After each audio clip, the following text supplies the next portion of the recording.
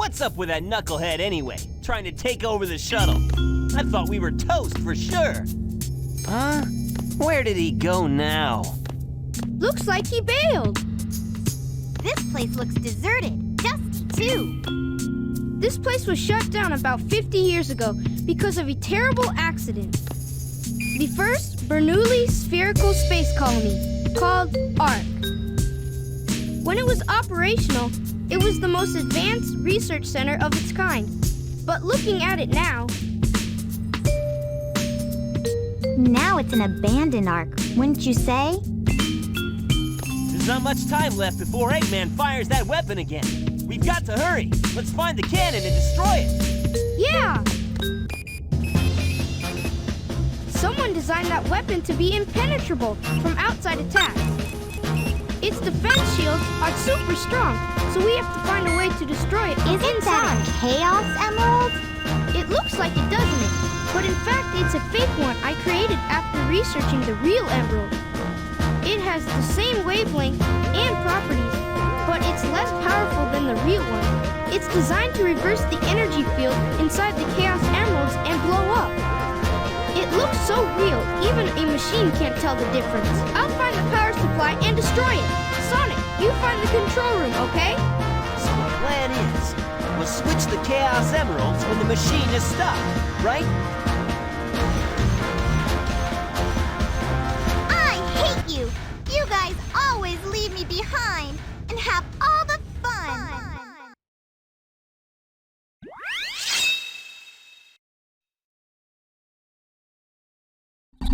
Hello Internet and welcome back to another episode of Sonic Adventure 2. In the last episode, we went through Eggman's pyramid base as literally every character other than Tails, and beat a few bosses, and I mean it was actually really eventful overall. I didn't get to give an outro though.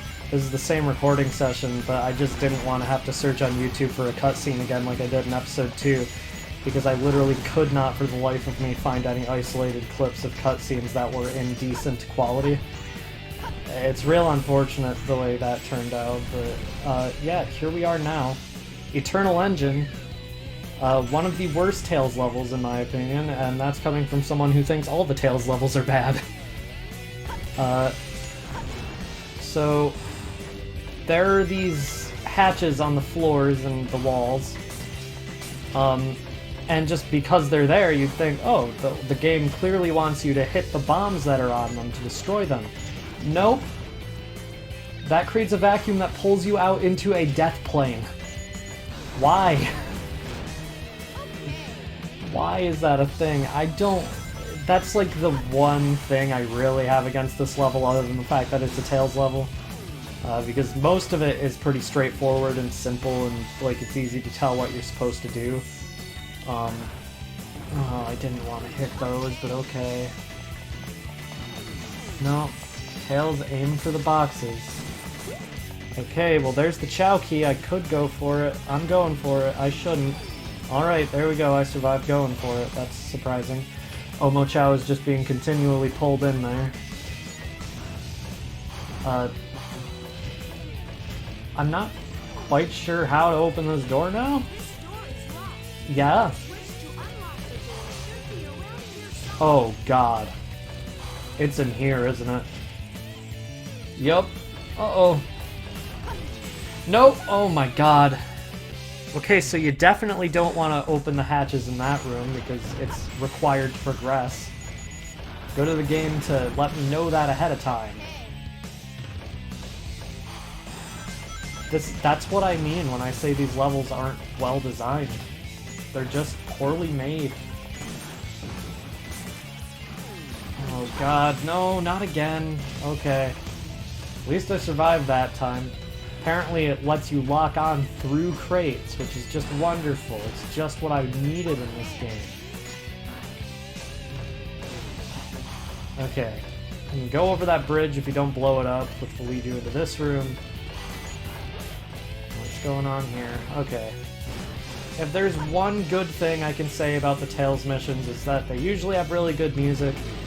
And in my opinion, this has the best music out of any Tails level, so go ahead and listen, I guess.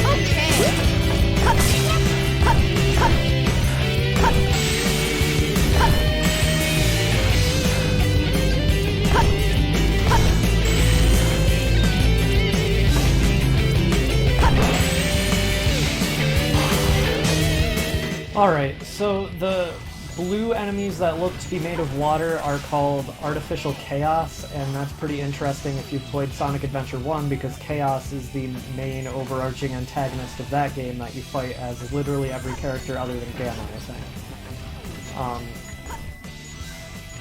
We'll talk more about that later, probably in the bonus episode or in the finale, because they are actually important to this game's backstory, believe it or not.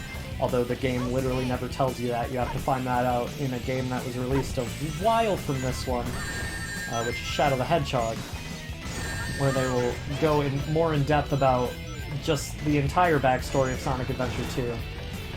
Too late, after the Sonic Adventure 2 had already been released and out for 4 years.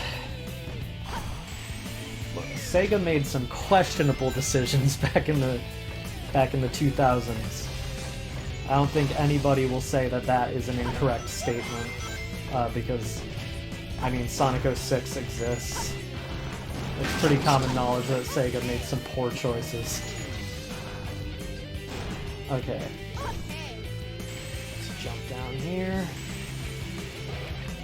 Okay, this is an elevator, so it'll take you back up after you get those rings. But this door is locked. So, we actually have to jump all the way down here, which should make you nervous, but luckily the game is well designed enough to let you know that there's a platform down here if you look down from the platform with the locked door.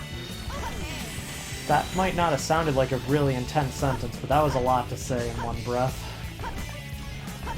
Okay, so apparently you can't destroy these things that are just launching missiles at you, so that's great. Can I turn the camera? Barely. Okay.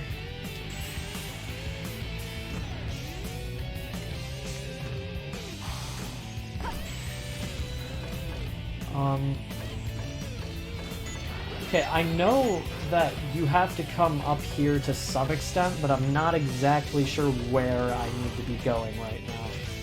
So future me, future me will figure it out. So do that, future me. Oh, okay. Hitting the switch down there unlocks the door. And then you get the bazooka. Vulcan Cannon power-up, you can now break iron containers that you couldn't break before. This is essentially just the Tails version of the Iron Knuckle, not Iron Knuckle, but the... whatever the Knuckles power-up in the last episode was called, this is basically the Tails version of that. You can now break open the light gray crates. Oh my, yeah, I could have seen that coming, game. Oh, Sonic Adventure 2. I'm telling you, this game is not the best. I love this game so much, but those design choices just keep showing up. I know it's a design choice. They chose to put those enemies there. Okay. So this area seems confusing and weird, and it is. Because you're in space, but you still have this wind to keep you from being dead. So this is what you're supposed to do. You might think you're supposed to get on that platform and let it carry you this up here. No. You're literally just supposed to do that. Which is... it's so frustrating. Oh my god! I could have seen that coming, video game! Okay, this part of the level is actually just really cool, though. You can just keep hovering, or you can risk it and fall. Which is infinitely more entertaining, but also way too risky, and I shouldn't be doing what I am by just stopping the B button. As long as you get in the middle of those artificial chaoses, they can't hurt you. The opposite goes for these beetles. Which, off-screen, I did learn that these are, in fact, called beetles, and I was correct, so...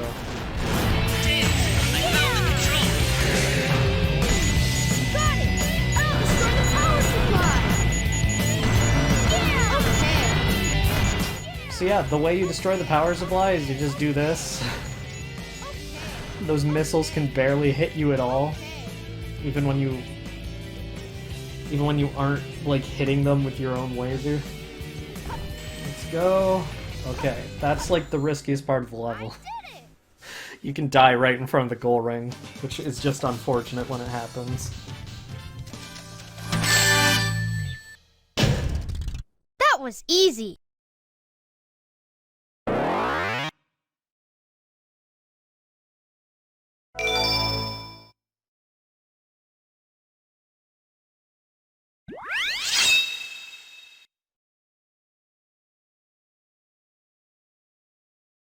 Oh, time for me to go about my yearly hour of me expressing how disappointing this general situation is.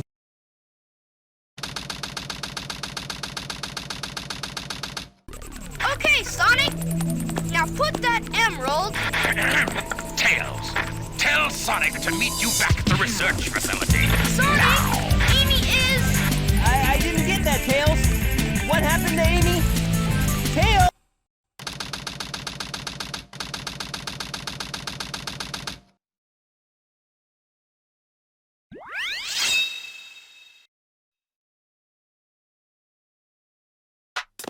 Okay, so a completely disconnected Knuckles level is next, and I don't like this level either. But I feel like that's a pretty common opinion. This level, is not fun. As you can see, it takes place in the middle of space. This is by far the largest Knuckles level in the game. A gun's machine is protecting the Ark. That would make sense considering the Ark is run by Gun. Well, not run by Gun, but I shouldn't go into the game's backstory probably when the game hasn't done that itself yet. A high place? Okay, so it seems like I'm going in the right direction. Yeah, the gimmick of this level is that you can climb and go very high up because it's a very large level. That's literally the entire gimmick. There's not that much unique here. You get that cool camera angle. I mean, something cool about this level is that you can get high enough that you're literally just on the Ark, which it just feels cool. Like, aesthetically, this level is really good, but game-wise, it's super boring. It's closer. Okay, it actually wasn't as high up as I thought. That is not the tip of the Ark game. Did that just make a meteor fall? Is that all that did? What did that switch do?